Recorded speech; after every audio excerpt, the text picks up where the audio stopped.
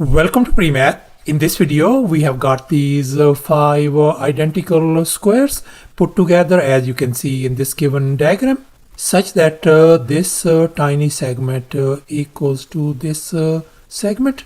Likewise, this segment equals to this segment, and likewise over here, same here.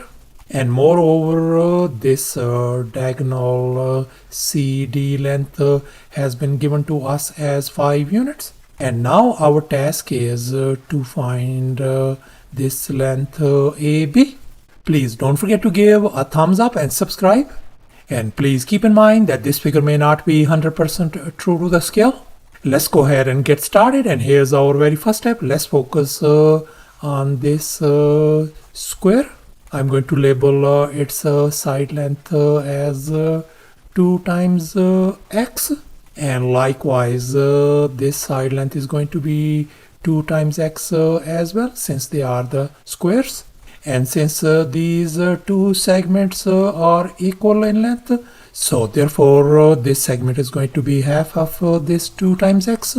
So this is going to be x, and this is going to be x as well. And since we are dealing with all these identical squares, so therefore all these side lengths of these squares going to be 2 times x across the board. And in this next step, I have extended this side of the square all the way to this point A. And since we are dealing with these squares, so this angle has got to be a 90-degree angle. And as a result, we are ended up with this right triangle CED. And now we are going to focus on this right triangle CED. And now let's focus on this side DE. This whole length is going to be 2x plus 2x, and this tiny length is going to be x. That is going to make it 5 times x. And likewise, this side CE is going to be 2x, and this side is 2x as well. That is going to make it 4 times x.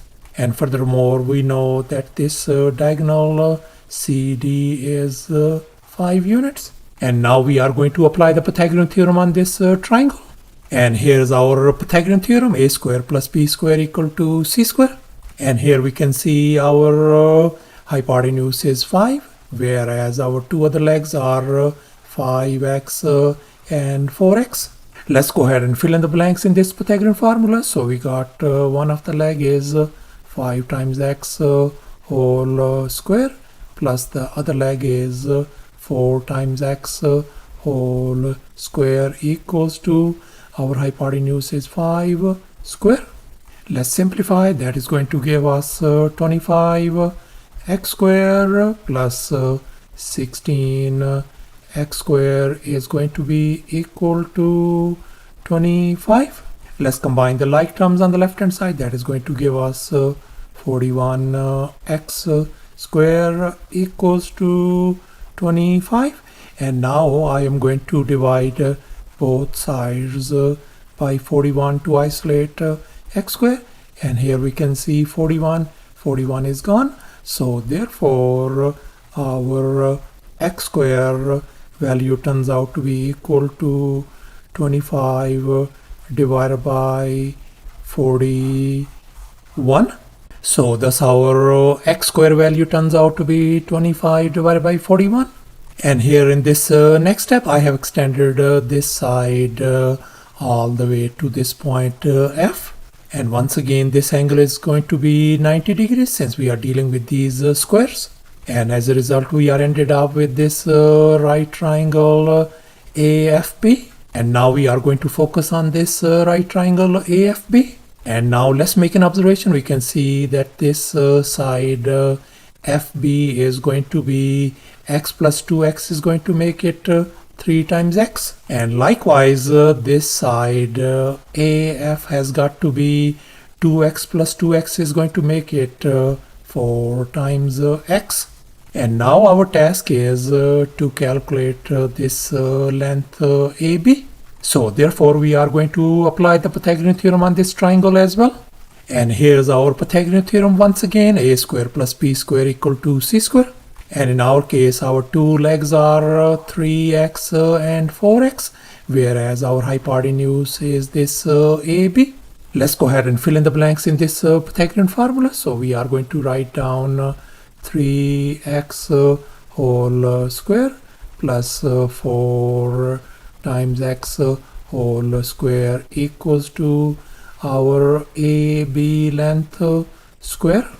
Let's go ahead and simplify. That is going to give us 9x square plus 16x square is going to be AB whole square.